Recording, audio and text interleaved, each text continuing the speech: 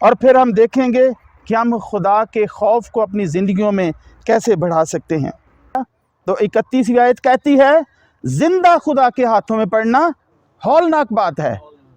ये कोई इजी मसला नहीं है कि हम अपनी ज़िंदगी जैसे मर्जी गुजारते रहें, हम दिन रात जो मर्जी काम करते रहें और एक आस हम लेकर बैठे रहें कि खुदा मोहब्बत है, वो हमें मुआफ़ फरमाएगा। कभी नहीं होगा। खुदावंद का खौफ बदी से अदावत है।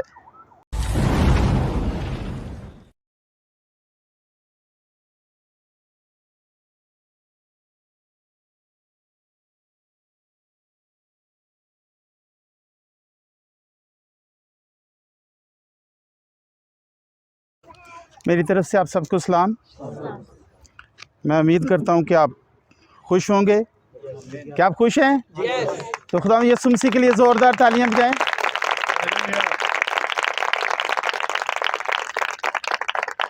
जो हमें ज़िंदगी बख्शता है, जो हमें कुव्वत बख्शता है, जो हमें ताकत बख्शता है।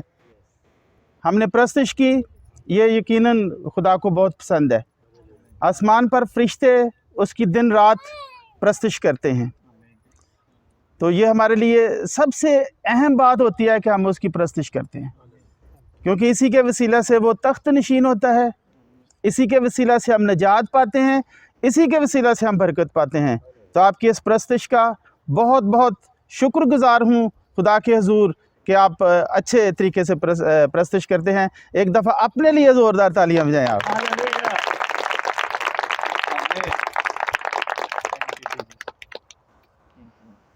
आए मेरे साथ मिलकर निकालें एमाल 9 बाब और उसकी 31 आयत।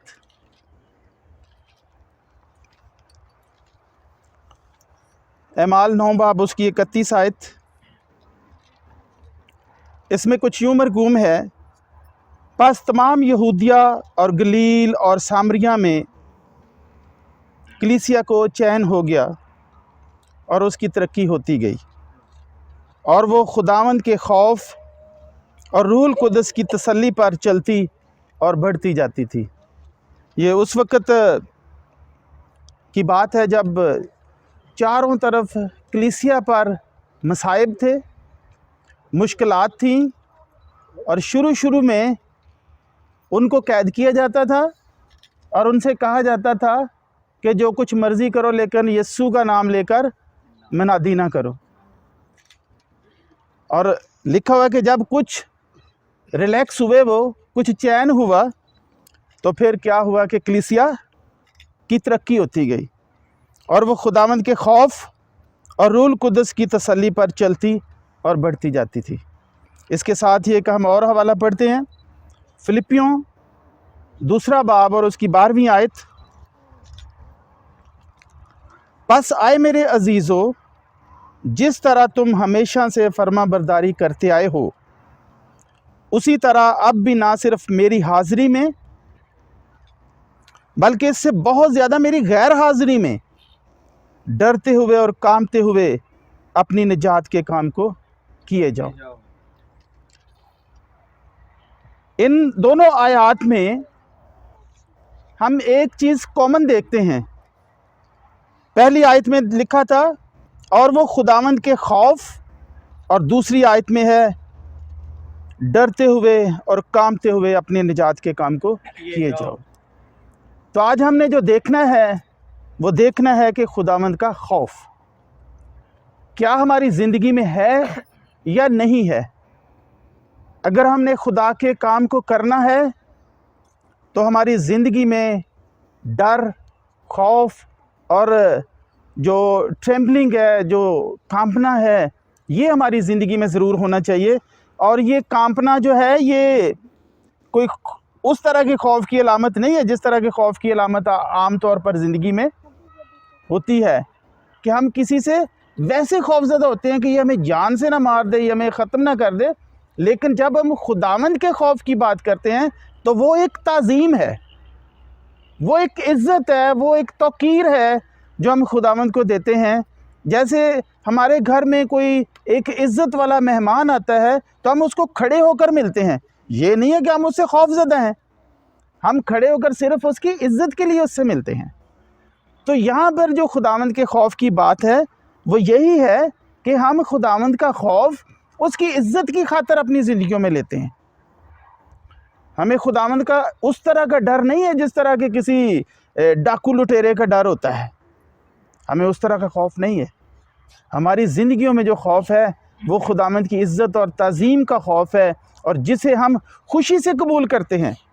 और हमें अपनी ज़िंदगी में इस खौफ को बढ़ाना है, इस खौफ को ख़त्म नहीं कर देना। अगर हमारी ज़िंदगियों में खौफ रहेगा तो आज हम कलाम में आगे जाकर देखेंगे कि कैसे हम इस खौफ की वजह से अपनी ज़िंदगी में तरक्की करते जाते हैं, और कैसे हम आगे बढ़ते हैं, और कैसे हम खुदावंद में और बढ़ते हुए और ज़्यादा रूहानी तौर पर तरक्की करते जाते हैं। लोगों का तो तसव्वुर ये है ना कि डर और खौफ एक बहुत बुरी चीज़ है, और खुदा का तसव्वुर हमारे ज़हनों में हमेशा से ये रहा है कि खुदा मोहब्बत है। और जब हम डर और खौफ की बात करते हैं तो ये एक बड़ी अनहोनी सी बात लगती है कि जो खुदा मोहब्बत करने वाला है, जो खुदा प्यार करने वाला है, जो रहम करने वाला है, उसमें डर और खौफ वाली क्या बात है। लेकिन जैसे मैंने पहले कहा कि डर और खौफ एक इज़्ज़त और तौकीर है, एहतराम है। खुदावंद के हजूर में थोड़ी सी शिद्दत भी है। वो प्यार करता है तो शिद्दत के साथ करता है, और जब वो लोगों से थोड़ा सा उकता जाता है तो वो नूह के ज़माने की तरह सैलाब भी भेजता है। वो फिर लोगों को पनिशमेंट भी देता है। इब्रानियों के ख़त में उसके 12वें बाब की 6ठी आयत में है कि वो जिसे प्यार करता है उसे कोड़े भी लगाता है, उसे तंबीह भी करता है। तो खुदा का खौफ इस तरह का ही है कि वो मोहब्बत बेशक हमारे ज़हनों में है कि खुदा मोहब्बत है, और खौफ कहाँ से आया, लेकिन खौफ इस लिहाज से है कि जब हम अपनी लाइन को चेंज कर देते हैं, जब हम खुदा के साथ चलने को तर्क कर देते हैं, जब हम उसके साथ नहीं रहते, तो फिर यही खौफ कुछ दूसरी किस्म का खौफ भी बन जाता है। जिस तरह के मुकाशफा में बहुत से ख़राब हालात हम देखते हैं जो लोगों पर आने वाले हैं, जो आएंगे, बहुत सारे पूरे हो रहे हैं और बहुत सारे अभी पूरे होने वाले हैं। तो आज जो खौफ के लिहाज से है कि हम एक तो सीखेंगे कि खौफ क्या होता है, फिर हम देखेंगे कि अपने अंदर खौफ को रखना मसीहियों के लिए कितना ज़रूरी है, और फिर हम देखेंगे कि हम खुदा के खौफ को अपनी ज़िंदगियों में कैसे बढ़ा सकते हैं। खुदा का खौफ क्या है? इब्रानी ज़बान का लफ्ज़ है यीरा। यीरा इब्रानी ज़बान का लफ्ज़ है जिसके मुताबिक खौफ के मीनिंग हैं, मतलब है उसका दहशत और पुरजलाल और खौफनाक, इज़्ज़त, तौकीर और अदब, जो हम दूसरों का अदब करते हैं। इस मानी में इब्रानियों में, इब्रानी ज़बान का ये लफ्ज़ इन मानों में इस्तेमाल हुआ है। जैसे मैंने पहले कहा था कि ये नेगेटिव मानी में नहीं है, मनफी मानी में नहीं है कि खुदा का हम खौफ मानते हैं। कुछ लोग मानते होंगे, दुनिया में बहुत से मज़ाहिब हैं जो इस तरह का खौफ रखते हैं कि बहुत डरते हैं, लेकिन हम तो खुदा को पुकारते हैं ना। हम तो कहते हैं कि खुदा तू हम में उतर आ, अपने रूह को भेज, तू हमारे दरमियान मौजूद हो। हमारा खौफ उस तरह का खौफ नहीं है कि अगर हम सूरज को देवता बनाकर रखते हैं तो सूरज का खौफ इस तरह से है कि ये हमें नुकसान पहुंचाता है, इसलिए इसको खुश रखो। आग को लोग पूजते हैं इसलिए कि आग नुकसान देने वाली चीज़ है, लेकिन हम जब अपने खुदा का खौफ रखते हैं तो हम इस लिहाज से रखते हैं कि हम उसको इसलिए खुश करते हैं कि वो हमारा ज़िंदगी बख्शने वाला खुदा है, वो हमारा क्रिएटर है, और अगर हम मसीह के तौर पर उसे लेते हैं तो वो हमारा निजात दहिंदा है। तो मसीह ने हमारे लिए निजात दी। हम अगर उसकी इज़्ज़त और तौकीर की खातिर खौफ रखते हैं तो ये हमारे फ़ायदे वाली चीज़ है, नुकसान वाली चीज़ नहीं है। फिर यूनानी ज़ुबान का एक लफ्ज़ है फोबोस, उसका मतलब भी कुछ इसी तरह का ही है कि हम खुदा से जो खौफ रखते हैं वो उसके जलाल और उसके रूब की वजह से है। कांपना और डरना अच्छे मायनों में भी है। खुदावंद के हुजूर जब हम चर्च में आते हैं तो हम अपनी शानो शौकत को शो करने के लिए नहीं आते। बहुत सारे लोग वैसे करते होंगे कि अच्छे ड्रेसेस सिर्फ इसलिए पहन के आया जाए ताकि लोग देखें कि ये बहुत अच्छे हैं, इनकी इकोनॉमिकल पोजीशन बहुत अच्छी है। लेकिन हम चर्च में इस लिहाज से नहीं आते। हम चर्च में सिर्फ खुदा के हुजूर में आते हैं। इसलिए तो बाइबल में लिखा है कि जब तू खुदा के घर में कदम रखता है तो संजीदगी के साथ रख। खुदावंद की तवज्जो हम अपनी तवज्जो खुदावंद की तरफ लगाने के लिए आते हैं, लोगों की तवज्जो हासिल करने के लिए नहीं। जब हम जानबूझकर गुनाह करते हैं तो खुदा की तरफ से खौफ दिलाने की ज़रूरत पड़ती है। आइए हम एक दो हवाले इसके सिलसिले में देखते हैं। इब्रानियों का ख़त उसका 10वां बाब उसकी 26 और 27वीं आयत देखते हैं हम।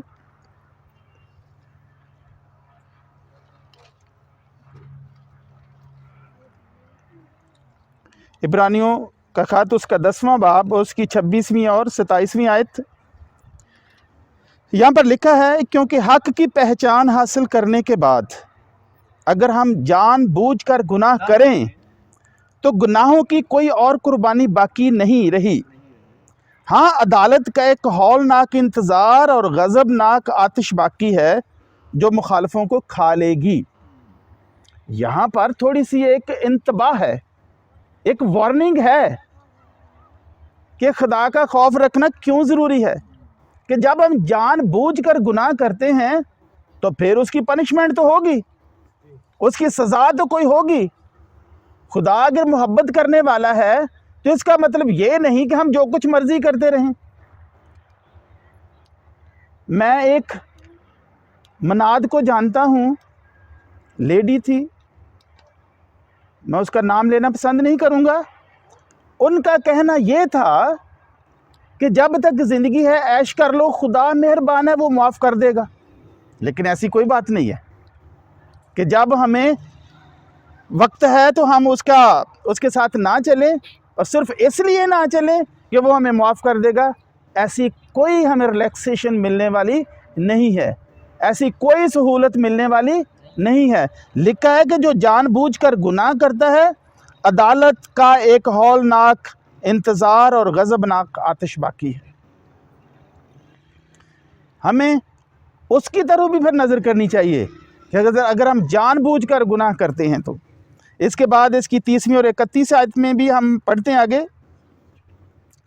क्योंकि उसे हम जानते हैं कि जिसने फरमाया कि इंतकाम लेना मेरा काम है, बदला मैं ही दूंगा। और फिर ये कि खुदावंद अपनी उम्मत की अदालत करेगा। और अहम बात जो आगे है, जिंदा खुदा के हाथों में पड़ना हौलनाक बात है कि अगर हम जानबूझकर गुनाह करते हैं और इस आस पर गुनाह करते रहते हैं कि खुदा बड़ा मोहब्बत करने वाला है और वो आखिर में जाकर हमें माफ़ कर देगा, वो हमें कुछ नहीं कहेगा, तो 31वीं आयत कहती है जिंदा खुदा के हाथों में पड़ना हौलनाक बात है।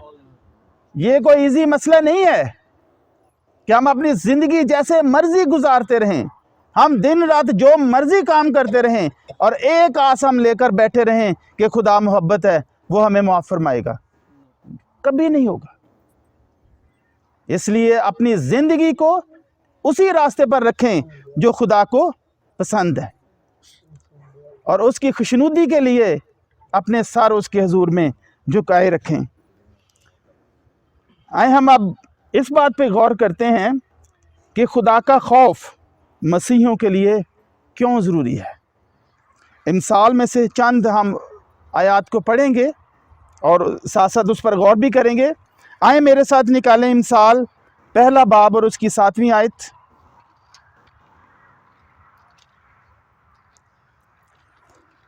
इमसाल पहला बाब और उसकी 7वीं आयत में लिखा है, खुदावंद का खौफ इल्म का शुरू है, लेकिन अहमक हिकमत और तरबियत को हकारत करते हैं। कि खुदावंद का खौफ हिकमत का शुरू है। अगर हम अपने अंदर खुदा का खौफ रखते हैं तो हमारे अंदर इल्म आना शुरू होता है। अगर हम दुनियावी इल्म को सीख रहे हैं तो वो भी हमें बेहतरी की तरफ ले जाएगा।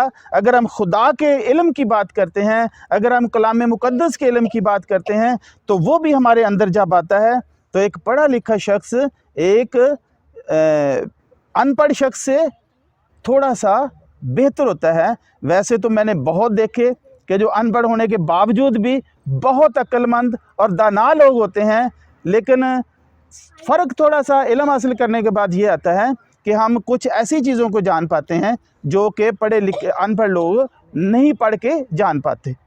वैसे तो अनपढ़ हमारे आबाओ अजदाद इतने ज़्यादा पढ़े लिखे नहीं थे, लेकिन वो बहुत अच्छे थे।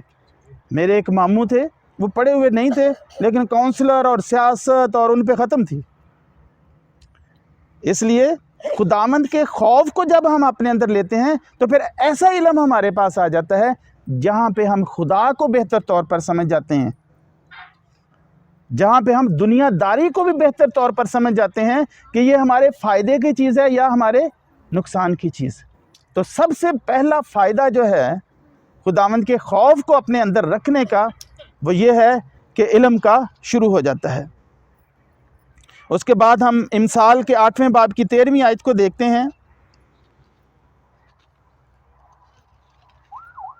8वां बाब और उसकी 13वीं आयत, खुदावंद का खौफ बदी से अदावत है, गुरूर और घुमंड और बुरी राह और कज गो मुंह से मुझे नफरत है। तो आयत के शुरू में क्या लिखा है? खुदावंद का खौफ बदी से अदावत है। तो मेरे अजीज़ों, जब हमारे दिल में खुदावंद का खौफ होता है तो हम बदी की तरफ, बुराई की तरफ हम नहीं जाते, क्योंकि हम समझते हैं कि खुदा को ये इस तरह की आदतें, इस तरह की बातें नापसंद हैं, वो पसंद नहीं करता। और जब हमारी ज़िंदगी में इस तरह की आदतें होती हैं तो फिर हम लायक तौर पर खुदा की हजूर जा ही नहीं पाते। जब दिल में, जहन में हमारे बदी है तो हम कैसे खुदा के हजूर जा सकते हैं? हमें शैतान ब्लैकमेल करता है। फिर वो कहता है कि तू तो इस तरह के शख्स है, तू खुदा के हजूर कैसे जाएगा? दुआ करने को दिल नहीं करता इंसान का।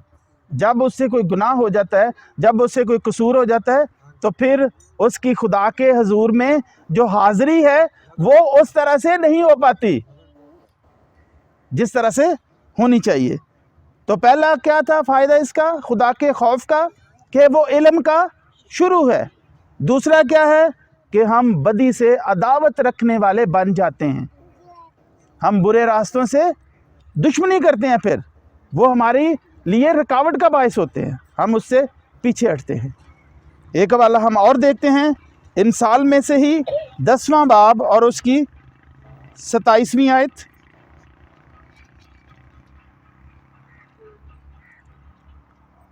सताईसवीं आयत में कुछ इस तरह से मरकूम है, खुदावंद का खौफ उम्र की दराजी बख्शता है, लेकिन शरीरों की ज़िंदगी कोताह कर दी जाएगी। उम्र की दराजी एक जो 10 अहकाम हैं उसमें भी है। जो माँ बाप की खिदमत करता है, जो माँ बाप की इज़्ज़त करता है, उसको भी उम्र की दराजी दी जाती है, उसको भी नसीब होती है उम्र की दराजी। और पूरे 10 अहकाम में सिर्फ यही एक हुक्म है जिसके साथ एक अजर भी लिखा हुआ है। और उसके बाद इस हवाले में भी हम देखते हैं कि खुदावंद का खौफ रखने से भी उम्र की दराजी हासिल होती है। बंदा बुराइयों में ही नहीं पड़ता, बुरा चाल चलन ही नहीं होता, मुतमिन रहता है, सुकून से रहता है। मैं जितने पास्टर साहब से भी मिलता हूँ सारे बड़े खुश मिजाज होते हैं, हंसते रहते हैं, मजाक छोटे मोटे करते रहते हैं एक दूसरे के साथ। तो एक ताजगी है अंदर, एक सुकून है कि हम खुदा के साथ चलते हैं, कोई फिक्र नहीं है। लेकिन अगर इंसान के रास्ते खुदा के साथ चलने वाले नहीं हैं तो बहुत सारी फिक्रें हैं, हम बहुत सारे मसाइल में गिरते हैं। बहुत सारी मुश्किलात में फंसते हैं। लेकिन अगर लिखा है कि खुदा का खौफ है तो उम्र की दराजी मिलती है, और साथ ही लिखा हुआ है शरीरों की ज़िंदगी को अता कर दी जाएगी, वो कम कर दी जाएगी, वो रोक दी जाएगी। लेकिन जो खुदा के साथ चलते हैं उनकी ज़िंदगी लंबी हो जाएगी। इसके अलावा हम आगे मज़ीद पढ़ते हैं। इमसाल 14वें बाब की 26वीं आयत में हम देखते हैं,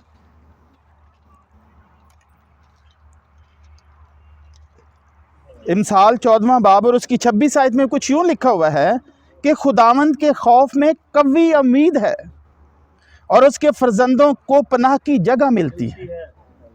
हालेलुया, हालेलुया। कवी उम्मीद, ऐसी उम्मीद जो डोल नहीं सकती, जो ख़त्म नहीं हो सकती। कवी का मतलब होता है मजबूत। एक मजबूत उम्मीद हमें बंधी रहती है कि हम परेशान नहीं होंगे। दाऊद बादशाह कहता है कि मैंने बड़े लोगों को बड़ी ऊंची जगहों से गिरते और नाकाम होते हुए देखा है, लेकिन मैंने साधकों की औलाद को कभी टुकड़े मांगते नहीं देखा। एक कवी उम्मीद है हमारे साथ।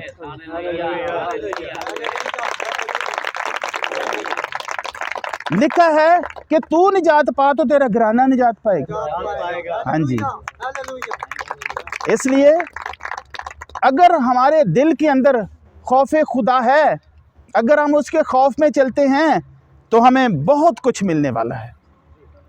और लिखा आगे, खुदावंद के खौफ में कवी उम्मीद है और उसके फर्जंदों को पनाह की जगह मिलती है। पनाह की जगह मिलती है।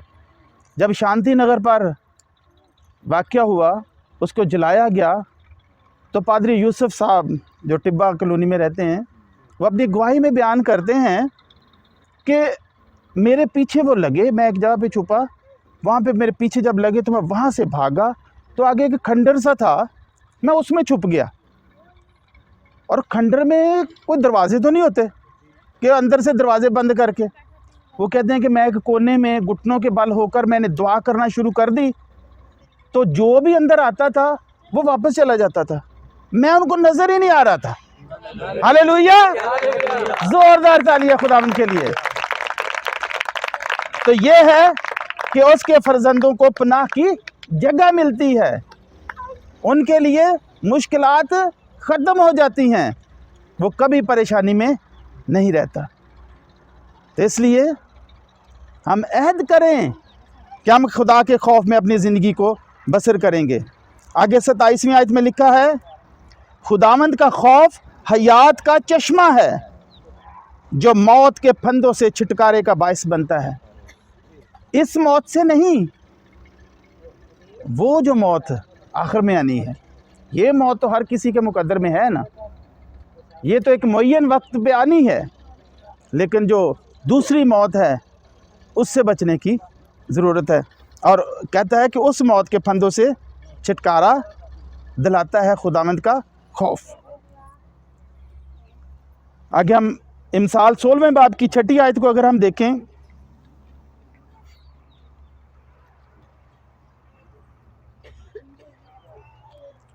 इमसाल 16वां बाब और उसकी 6ठी आयत में लिखा है, शफ़क़त और सच्चाई से बदी का कफ़ारा होता है और लोग खुदावंद के खौफ के सबब से बदी से बाज आते हैं।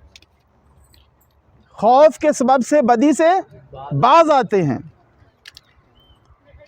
आजकल बुराई को, बदी को, बुरे रास्तों को बुरा समझा ही नहीं जाता, गले लगाया जाता, उनको बुरा नहीं समझा जाता। कई लोग जो दफ्तरों में काम करते हैं, मैं पढ़ाता हूँ, मैं टीचर हूँ, तो मैं कई दफ़ा देखता हूँ कि बच्चे जब रफ वर्क कर रहे होते हैं, तो एक दिन मैंने देखा कि डॉक्टर के पैड पे रफ वर्क कर रही है एक बच्ची। मैंने पूछा ये कहाँ से आया आपके पास, आपके घर में कोई डॉक्टर है? कहती है नहीं। तो मैंने कहा कहाँ से आया? मेरी अम्मी एक डॉक्टर के पास काम करती है। तो वहाँ से वो ले आई, उसकी अम्मी वहाँ से डॉक्टर का पैड ही ले आई कि चलो ये उस पर रफ वर्क कर लेगी। तो ये क्या चीज़ है? ये बुराई है कि नहीं? ये बुराई है, लेकिन हम इन बुराइयों को बुराई समझते ही नहीं हैं। एक दफ्तर में एक बंदा कह रहा था कि मैंने फ़ोन करना तो जब मालिक नहीं होता मैं जहाँ पे मर्ज़ी कर लेता हूँ, बड़ी मौज लगी हुई है। फिर हमारी लैंग्वेज इस तरह की हो गई है कि हम कहते हैं कि तनख्वाह तो मेरी 10,000 है, लेकिन ऊपर से काफ़ी बन जाते हैं। भी ऊपर से क्यों बन जाते हैं? वो हमारा हक तो नहीं है ना। हमारा हक जिस पे अपॉइंटमेंट हमारी हुई है वो हमारी तनख्वाह है। जो ऊपर से आता है वो आपका हक नहीं है।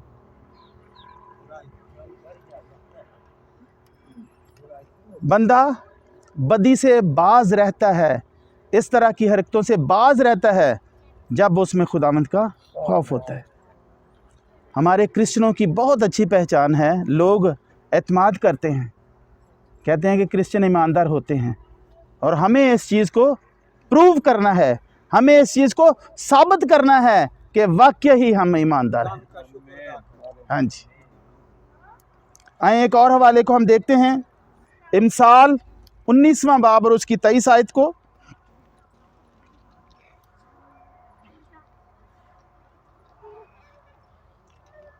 इमसाल 19वां बाब उसकी 23वीं आयत, खुदावंद का खौफ ज़िंदगी बख्श है और खुदा तरस शेर होगा और बदी से महफूज रहेगा। ज़िंदगी बख्श है। खुदावंद का खौफ अगर हमारे अंदर है तो हमें हमारी ज़िंदगी तवील होती है, लंबी होती है, और हमें कोई फ़िक्र नहीं होता। जब हमारे फ्यूनरल प्रोग्राम्स होते हैं, जनाजे होते हैं, तो वहाँ पे क्या बात होती है कि हमें मौत का खौफ है? नहीं, कोई खौफ नहीं। हमें क्यों खौफ नहीं है? हमें इसलिए खौफ नहीं है कि हमने खुदा की हाज़िरी में जाना है, हमने खुदावंद के पास जाना है, हमने उसको देखना है जाकर, इसलिए हमारे लिए एक बड़ी कवी उम्मीद होती है। इसलिए हमें कोई मौत का खौफ नहीं होता। और जब मौत का खौफ नहीं है तो फिर ज़िंदगी जाने का भी कोई खौफ नहीं है। और जब खुदावंद का खौफ है तो फिर लंबी ज़िंदगी हमारे रास्ते में है। ये दुनियावी ज़िंदगी की अहमियत नहीं है, लंबी ज़िंदगी वो ज़िंदगी जो हमेशा से रहने वाली है।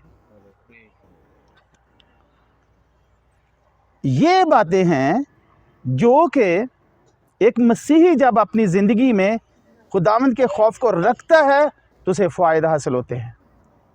एक दफ़ा फिर मैं उनको रिपीट कर रहा हूँ कि इल्म का शुरू होता है, इल्म का मिलना शुरू होता है, इल्म का हसूल शुरू होता है, और फिर बदी से हम दुश्मनी रखना शुरू कर देते हैं और हमें उम्र की दराजी नसीब होती है, हमें एक मजबूत उम्मीद और पनाह मिलती है, हम बदी से बाज रहते हैं और हमें ज़िंदगी मिलती है। ये खुदावंद के खौफ में रहने वाली बात है। इमसाल का 4था बाब उसकी 22वीं आयत में अगर हम देखें,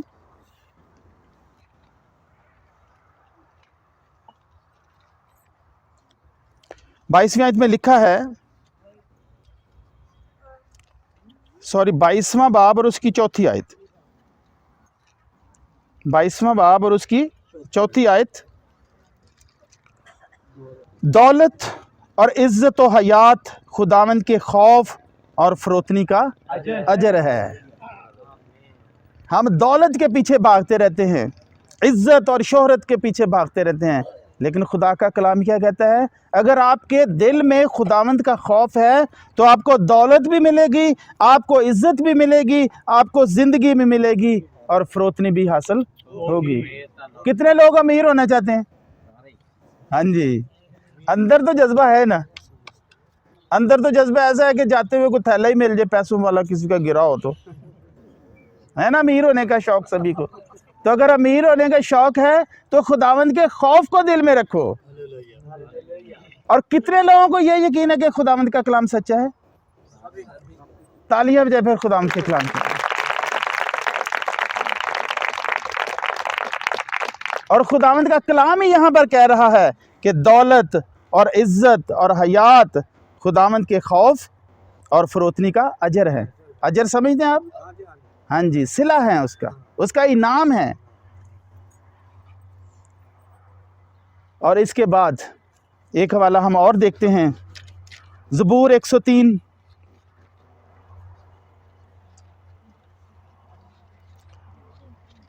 ज़बूर 103 और उसकी 17वीं और 18वीं आयत को हम देखेंगे। लेकिन खुदावंद की शफ़क़त उससे डरने वालों पर अज़ल से अबद तक और उसकी सदाकत नस्ल दर नस्ल है। कि अगर हम खुदावंद के खौफ में रहते हैं तो सिर्फ हमें ही फ़ायदा ही नहीं हुआ है, नस्ल दर नस्ल खुदावंद की बरकत जो है वो जारी रहती है। तो खुदावंद के खौफ में चलना बहुत ज़रूरी है। जैसे अभी मैंने कहा कि तू निजात पा तो तेरा घराना निजात पाए, तो ये उसी वक्त ही होता है जब हम खुदावंद के खौफ में रहते हैं, जब हम उसके खौफ को अपने दिल में जगह देते हैं। किसी डर और खौफ दूसरा खौफ नहीं, हम उसकी इज़्ज़त और तज़ीम करते हैं। हमें पता है कि इस तरह के इनामात हमें मिलेंगे, हमारी ज़िंदगी दराज होगी और बहुत सारी नेमतें जो हैं हमारी मुंतज़िर है जब हम खुदावंद के खौफ में अपनी ज़िंदगी बसर करते हैं। और अगर खुदावंद का खौफ नहीं है तो ये जितनी फ़ायदे वाली बातें हैं इन सब का फिर उलट है। जो भी मैंने बातें की इन सब का फिर उलट है। अक्ल और रूह के ख़जाने बंद हो जाते हैं। रूहुल कुद्दस जो लोगों को नसीब होता है वो एक अजर है, एक इनाम है, और वो ख़त्म हो जाता है ज़िंदगी से। करप्शन की आमद हो जाती है अपनी ज़िंदगी में, गुनाहों और बदी में लोग गिर जाते हैं अगर खुदा के खौफ को नहीं अपने दिल में रखते। ज़िंदगी की मियाद में कमी आ जाती है। आजकल हम बहुत देखते हैं कि चलते फिरते लोगों का पता नहीं चलता, डेथ हो रही है। हमें एनालिसिस करना चाहिए कि क्या हम अपनी ज़िंदगी को ऐसे बसर कर रहे हैं कि हम चलते फिरते ही ना उठ जाएं कहीं। खुदा की पनाह में अपने आप को दें। और लिखा है कि पनाह मिलती है अगर हम खुदावंद के खौफ को अपने दिल में रखते हैं। खुदा की मोहब्बत को जानना, इससे हम दूर हो जाते हैं अगर हमारे दिल में खुदा का खौफ नहीं है। तौबा की तरफ हम आते ही नहीं फिर अगर हमारे दिल में खुदा का खौफ नहीं है। हम तौबा से दूर चले जाते हैं, हम ज़िंदगी की भूल भलाइयों में खो जाते हैं, हम खुदावंद को भूल जाते हैं। लेकिन अगर खौफ है तो हम दिन रात दुआ करेंगे, हम कलाम मुक़द्दस को पढ़ेंगे और हम उसके साथ अपनी तवज्जो जो है वो लगाए रखेंगे, और नजात को हम भूल जाते हैं। अगर खुदा का खौफ नहीं है तो नजात के हम नज़दीक भी नहीं आते, और खुदा की खुशनुदी जो है वो नामुमकिन हो जाती है अगर हम खुदा का खौफ नहीं रखते, क्योंकि हम उसके कदमों में आते नहीं हैं, हम अपने सर को उसके हुज़ूर झुकाते नहीं हैं।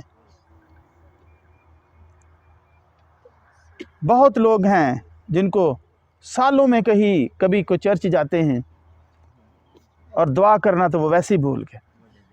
हाँ जी, उस दिन भी इसलिए ਵੱਡੇ दिन तो भी इसलिए चले जाने कि कपड़े कुपड़े ज़रा नवे सवाए होंगे ने, चलो होंगे कि चलो लोकी वेखणगे। तो खुदा की खुशनुदी का हसूल खुदावंद के खौफ में है। हम अगर खुदा का खौफ अपने दिल में नहीं रखते तो उसकी रहम दिली से हम दूर हो जाते हैं। जो पहले मैंने बात की कि ये आस लगा के रखना कि हम जो मर्ज़ी करते हैं, खुदा रहम दिल है तो वो हमें बख्श देगा, लेकिन अगर खौफ नहीं है तो रहम दिली नहीं है, हम दुआ से दूर हो जाते हैं। तो ये नुकसानात हैं अगर हम अपनी ज़िंदगी में खुदा का खौफ नहीं रखते। और इस खौफ को जो हम अपनी ज़िंदगी में रखते हैं, हम चाहते हैं कि ये खौफ हमारी ज़िंदगी में बढ़े। ये खुदा का खौफ कम नहीं होना चाहिए हमारी ज़िंदगियों में। और कैसे बढ़ सकता है? बाइबल मुक़द्दस को पढ़ने से। हम एक आयत को देखते हैं, मुकाशफा उसका पहला बाब और उसकी 3री आयत में है।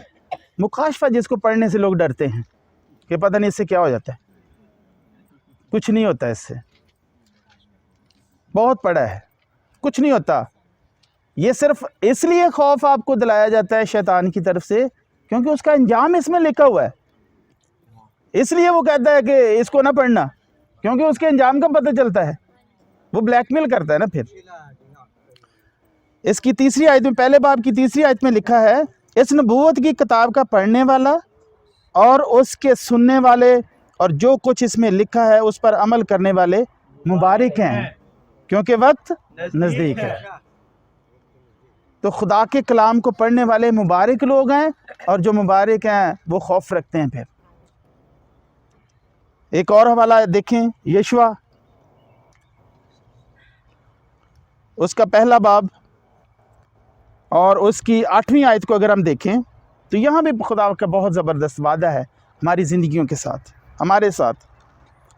शरीयत की ये किताब यानी कि कलाम मुक़द्दस, शरीयत की ये किताब तेरे मुंह से ना हटे, बल्कि तुझे दिन और रात इसी का ध्यान हो, ताकि जो कुछ इसमें लिखा है उस सब पर तू एहतियात करके अमल कर सके, क्योंकि तब ही तुझे इकबालमंदी राह नसीब होगी और तू खूब कामयाब होगा।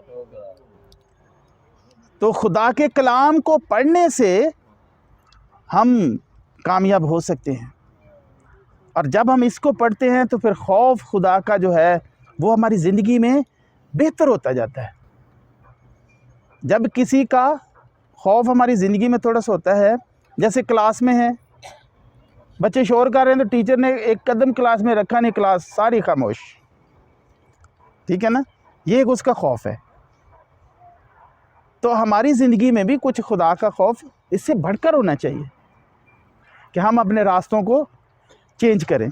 अभी हमने शुरू में एक फिलिपियों की आयत पढ़ी थी, दूसरे बाब की उसकी 12वीं आयत में, वहाँ पे लिखा है, बस आए मेरे अजीज़ों, जिस तरह तुम हमेशा से फरमाबरदारी करते आए हो उसी तरह अब भी ना सिर्फ मेरी हाज़िरी में बल्कि इससे भी बहुत ज़्यादा मेरी गैर हाज़िरी। ये नहीं है कि मैं सामने हूँ तो डर है और मैं सामने नहीं हूँ तो डर ख़त्म। खुदा तो है ना, वो तो हमारी शारक से भी ज़्यादा करीब है, उसका खौफ रखना हमें बहुत ज़रूरी है।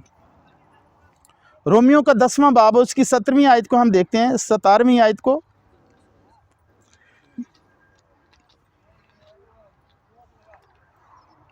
ये हम वो वाले देख रहे हैं कि हम अपनी ज़िंदगी में खुदा के खौफ को कैसे बढ़ा सकते हैं। बस ईमान सुनने से पैदा होता है और सुनना मसीह के कलाम से, और यही बात खौफ के लिए भी है कि खौफ खुदा के कलाम को सुनने से खुदा का खौफ हमारी ज़िंदगियों में पैदा होता है। और सुनना क्या? मसीह का कलाम। मसीह का कलाम अगर हम सुनते हैं तो हमारी ज़िंदगी में खुदा का खौफ पैदा होता है। एक हवाला हम और देखते हैं, इस्तिस्ना, मेरे साथ मिलकर निकालें। इस्तिस्ना उसका 31वां बाब और उसकी 10वीं आयत से हम पढ़ेंगे। थोड़ी सी आयात हैं, ये बहुत ज़रूरी हैं कि हम इनको जानें। फिर मूसा ने उनको ये हुक्म दिया कि हर 7 बरस के आखिर में छुटकारे के साल के मुअय्यन वक्त पर ईद ख़याम में जब सब इसराइली खुदावन तेरे खुदा के हजूर उस जगह आकर हाज़िर हों जिसे वो खुद चुनेगा, तो तू इस शरीयत को पढ़कर सब इसराइलियों को सुनाना। तू सब लोगों को यानी मर्दों और औरतों और बच्चों और अपनी बस्तियों के मुसाफिरों को जमा करना, यानी कि पूरी फैमिली आए, यानी कि एक बंदा चर्च आ जाए बाकी सारे कार। लिखा कि इनको मर्दों, औरतों, बच्चों और अपनी बस्तियों के मुसाफिरों को जमा करना ताकि वो सुने और सीखें और खुदावंद तुम्हारे खुदा का खौफ माने। खुदा के कलाम को सुनना और उसको सीखना और फिर उसका हम खौफ मानना शुरू कर देते हैं। अगर इसके नज़दीक ही नहीं आना तो फिर फ़ायदा क्या? बाइबल में गर्द पड़ जाती है अलमारियों में पड़ी हुई, लेकिन उसको पढ़ना नसीब नहीं होता। लेकिन अगर आप उसको पढ़ते नहीं हैं तो इकबालमंदी की राह नसीब नहीं होती। और खुदा का खौफ आपकी ज़िंदगी में नहीं आता, इकबालमंदी हासिल नहीं होती, कामयाबी हासिल नहीं होती। बस्तियों के मुसाफिरों को जमा करना ताकि वो सुने और सीखे और खुदावंद तुम्हारे खुदा का खौफ माने और इस शरीयत की सब बातों पर एहतियात रख कर अमल करें। और उनके लड़के जिन पर हम थोड़ा ज़रा ना तौला रखते हैं, लिखा है कि उनके लड़के जिनको कुछ मालूम नहीं वो भी सुने, और जब तक तुम उस मुल्क में जीते रहो जिस पर कब्ज़ा करने को तुम यरदन पार जाते हो, तब तक वो बराबर खुदावंद का खौफ, खुदावंद तुम्हारे खुदा का खौफ मानना सीखें। यानी कि लड़कों को लिखा है कि तरबियत देना। यहाँ पे लड़कों का मतलब ये नहीं कि सिर्फ लड़कों को ही, लड़कियों को भी हम अपने घर की फैमिली को खुदा के कलाम को सुनने की तरफ राग़िब करें। शैतान रोकता है, वो नहीं आने देता खुदा के कलाम की तरफ, लेकिन ज़िम्मेदारी पूरी करने की ज़रूरत है फैमिली को। हमारी फैमिली को ज़िम्मेदारी पूरी करने की ज़रूरत है। इसराइल में इसराइलियों के 12 साल का जब बच्चा होता है तो सारी उसको शरीयत का पता होता है। हमारे 12 साल के बच्चे को बाकी तो सब कुछ पता है, लेकिन सिर्फ नहीं पता तो वो खुदा का कलाम है जिसका उन्हें नहीं पता, बाकी हर चीज़ का पता है।